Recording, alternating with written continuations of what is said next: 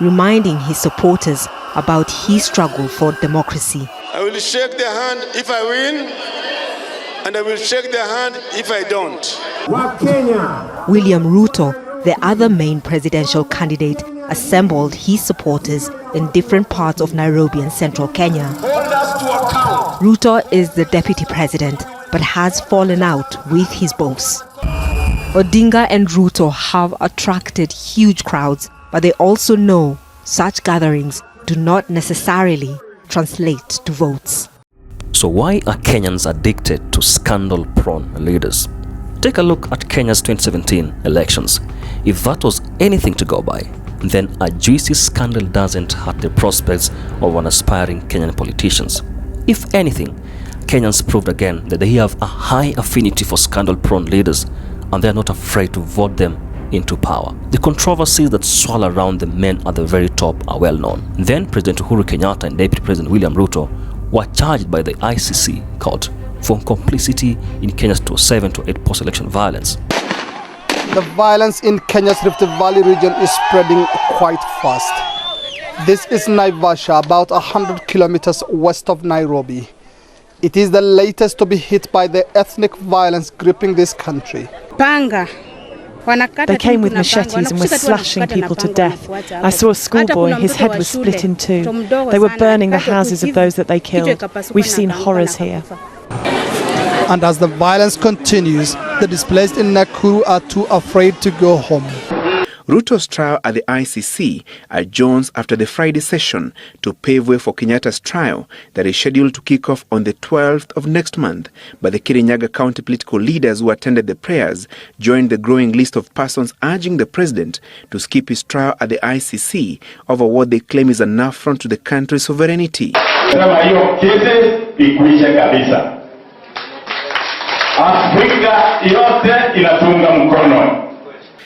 But I have faith in the judges of ICC that sooner than later, they will throw away the case against the deputy president. Najua Bensouda na timu yake wamekuwa wakiweka mtego hapo. Wanasema tufanye maisha ikuwe ngumu kwa deputy president, ndio akikosa kuja tunasema amekosa kuja, lakini tuko na evidence na hawana. The charges were dropped after the Kenyan government refused to cooperate fully with the investigation. They arrived in a white truck in Nakuru town, which is several kilometers from the capital, Nairobi. Popularly known as the Ocampo 6, Kenya's President Uhuru Kenyatta and his deputy William Ruto led a Thanksgiving rally on Saturday following the termination of ICC cases by the Hague-based court less than a fortnight ago. Further down the pecking order, many others with questionable backgrounds have found their way into senior government positions. Among the elected was the new governor of Kirinyaga, Anne Mumbi Waiguru, who was accused of complicity in a corruption scandal which cost the Ministry of Devolution and Planning more than 791 million Kenya shillings. It is a chain of events that Kirinyaga Governor Anne Waiguru says were pre-planned with the single aim of forcing her out of government, allegedly to make it easier for corrupt officials to engage in graft. When compared to the falsehoods that were being peddled, it was exciting. For example, to say that we've carried sacks of money, that is good news. That is exciting news that sells newspaper. Because of this, even before that story came out, I resigned. But are you surprised that the same NYS now is engulfed in a major scandal of 8 billion shillings, more than 10 times that which I whistle-blew when I was there? Waiguru was the ministry's cabinet secretary and was forced to resign. Although she maintained her innocence, a parliamentary investigation recommended that she be barred from running for office. That recommendation was not implemented. At the Scribes India party, Waiguru maintained that she was never involved in the scheme, saying her only offense was reporting of unusual transactions at the National Youth Service. I remember when I first unearthed the rot at NYS, I invited the DCI to investigate. And from that, we were able to identify the suspects and later suspend them. Little did I know that I had stepped on a live wire. Suddenly, there was massive political tampering, as you have heard. And soon, the person who was thought to be the hunter became the hunted. A tough-talking deputy president seeming to go all out against former devolution CS Anne Waiguru over the theft of public funds at the National Youth Service. We are not going to take nonsense from anybody. we will not agree. We are going to be very firm. You know, the masterminds cannot be walking around doing catwalk on us when public money has been lost, giving us long lectures on influencing investigation, I don't know, this and that. No, you are banner. Waiguru told PSC that Ben Gethy was the key architect of the NYS scandal and that he had allegedly been in constant communication with key aides of the Deputy President, including Farouk Kibet and Elgeyo Marakwet Senator Kipchumba Murkomen. But in a brief statement to Citizen TV, Waiguru dared the DP to come clean on what about her submissions on NYS before the Public Accounts Committee had made him and his allies uncomfortable. Waiguru said, and I quote, "I have no interest in public exchanges with the Deputy President or others speaking at public gatherings on a matter that is being investigated by competent government agencies." Really? Alafu mnatuambia mnatembea hapo kuongea Kiingereza mingi ati unajua sasa imekuwa imeenda ikarudi. Hiyo ni maneno gani hiyo? Wacheni upuzi bana. Tuambieni ukweli. Pesa ya umma kama imepotea tuseme pesa ya umma imepotea. Another new governor was Kajiado County's Joseph Ole Lenku. As Cabinet Secretary for Internal Security in 2013, Lenku was thrust into the spotlight for his botched handling of the Westgate Mall attack, in which 69 people were killed by Al-Shabaab. Lenku himself was harshly criticized for releasing sensitive information that may have endangered the hostages. Investigations are complete. We will update you with the identities of the suspects. More suspects continue to be arrested, including one arrested today. And the security forces supposedly under his command were accused of looting shops instead of confronting the attackers. The camera captures KDF soldiers walking in and out of the Nakumatt supermarket. But one stall appeared to attract some extra attention from the soldiers. Several soldiers emerge with things which appear to be white boxes. Seconds later, most of them put them in their pockets, walking away. This other soldier takes more. Minutes later, another group of soldiers walk into the supermarket in a formation. It's not clear from the footage if it's the same group that later emerge, each holding a paper bag. There are at least 9 of them holding paper bags. There is no knowing the content of the white paper bags. The Ministry of Defence has been adamant that there was no looting at Westgate and even asked for evidence so that action could be taken against the culprits, if any. We have investigated. We have seen all the clips, all the CCTV footage, and confirmed that KDF soldiers and all the officers who participated in that operation never, and I want to use the word never, participated in looting. On the day of the attack, at least 3 suspected looters were arrested. We wish to affirm that the government takes very seriously the allegations of looting and that those found to have engaged in the looting will be prosecuted. Then there's Mike Sonko, who is as shady as the fancy sunglasses he likes to wear. He is infamous for insulting and sometimes threatening his political opponents, and often for using vulgar language. He is never far from controversy. Mimi nimeshangaa kuna mlevi mmoja kule Sagana wanda wago amenitukana. Hebu wote niwakie msikie kwanza, mnyamaze nyote. Na wengine wamevaa magogo huko hata unaulia I tried to help my friend the other day, which is the truth. Ati yeye ni kijana. Mimi nataka kukusaidia. Nikampatia mtu wa kumsaidia, nikamwambia my friend. Kama umeshindwa, wacha nikuletee mtu akusaidie. Wewe kazi yako iwe kuendelea kuvaa magoggles, Alright? Uende huko useme unaona vile nimefanya barabara, unaona maji vile nimefanya, lakini hutaki kwa sababu unataka kukula pesa. Sasa mmesikia huyu mlevi anasema mimi kazi yangu ni kuvaa goggles. Hasemi yeye ndo alinifundisha hii goggles. Kwa sababu kuna wakati nilikuwa tunavuta sigara kubwa na yeye. Tukivuta sigara kubwa na yeye, macho yetu ilikuwa inakuwa nyekundu. Just a few examples. In 2013, he became a figure of fun after photoshopping a blurry image of Nelson Mandela into a photograph with him. In 2016, he unilaterally proclaimed himself president while Kenyatta and Ruto were out of the country, disrupting a burial service in the process. Rais Uhuru ako Togo. Deputy President William Ruto ako France. I am number 3 in command.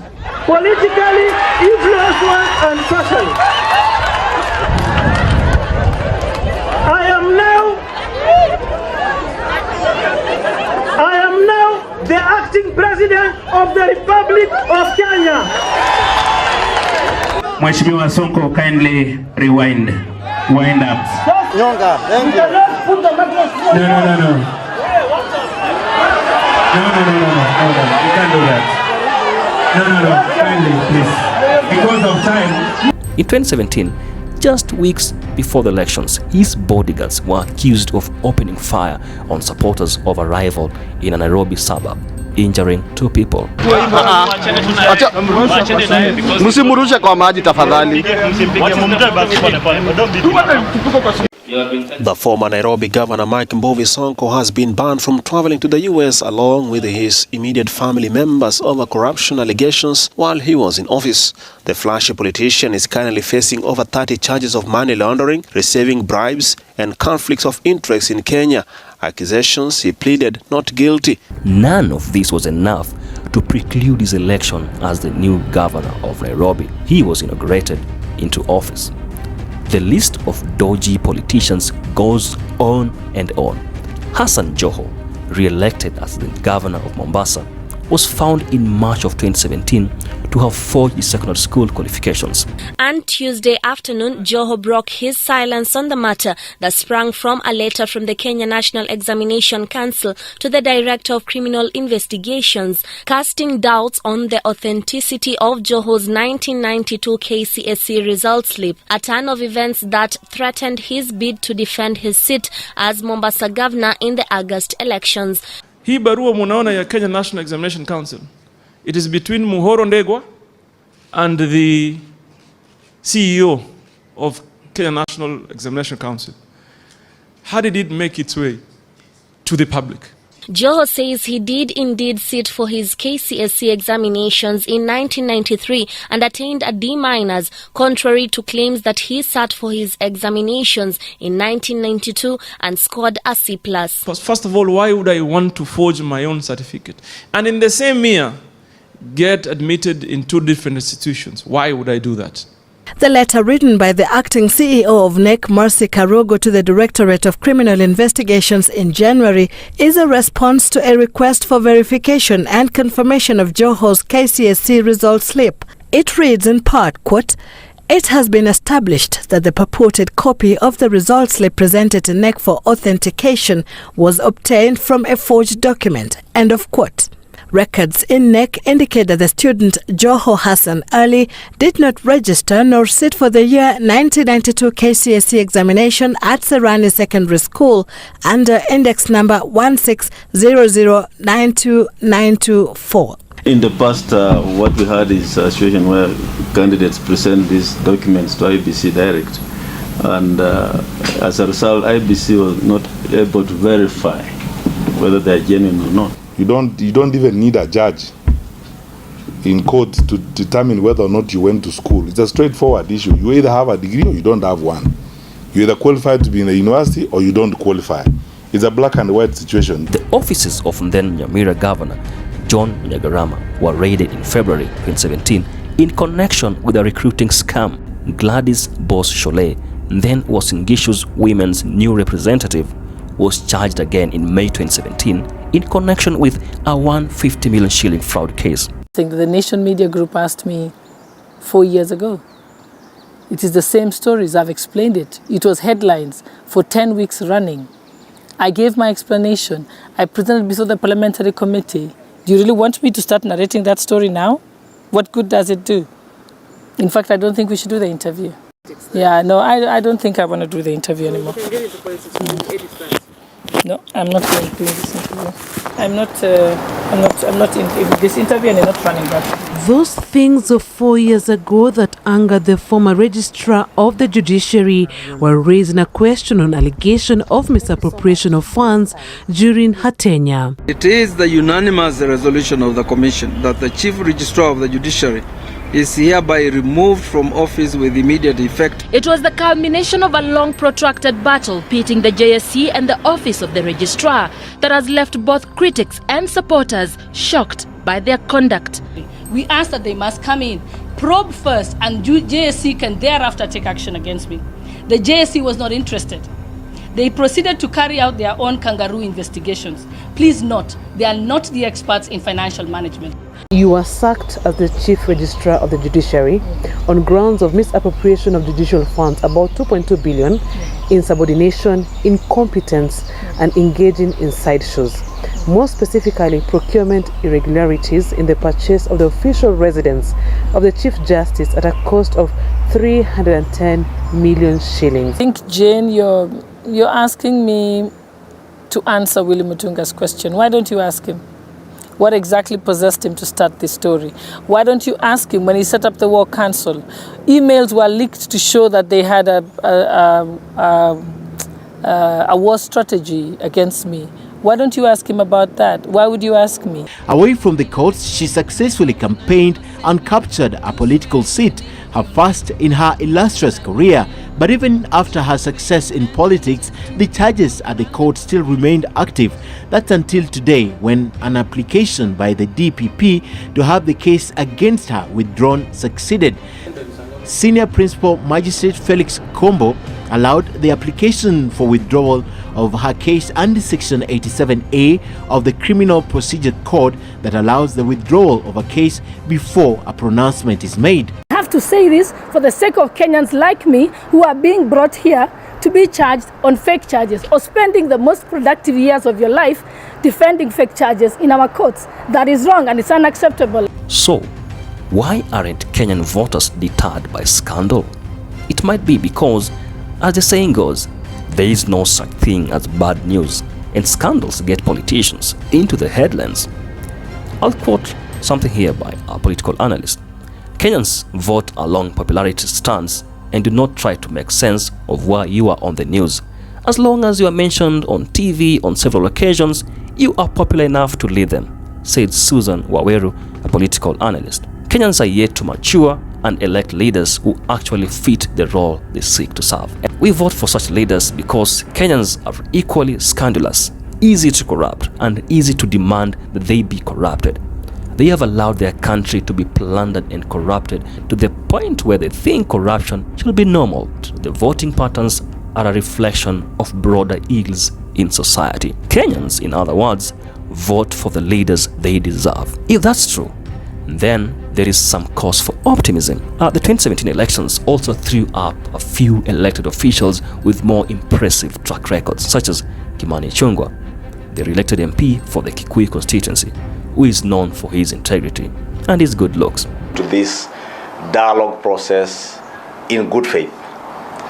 When we said we have come with clean hands and in good faith, we also agreed to negotiate on all the issues, even those that were not part of our mandate, including the extra issues that Kenyans brought on board. We agreed would be able to listen to Kenyans, would be able to benefit from the diverse opinions of Kenyans, and be able to make proposals that would help our country move forward on all the 5 thematic areas. Most exciting of all was then new MP for Igembe South in the Mount Kenya region, John Mwirigi, a 23-year-old student from a poor background. He had little previous political experience and started his campaign by walking from homestead to homestead. Eventually, as word spread of his campaign, motorcycle taxi drivers started to give him lifts for free. I'll quote him. "Since I come from a humble background, I understand the issues that affect the residents. My key agenda will be to transform the lives of the people." End of quote. Mwirigi says that his main agenda is to create jobs for people his age, many of whom voted for the first time in this election. Young people who were used, being promised jobs, but after those people clinged to those posts, they disappeared. So I decided as a young person, I would ask this work so that I can be in a good position of assisting my fellow young people. But only time can tell. However, still, he defeated several seasoned politicians to become Kenya's youngest ever parliamentarian. Thank you for watching.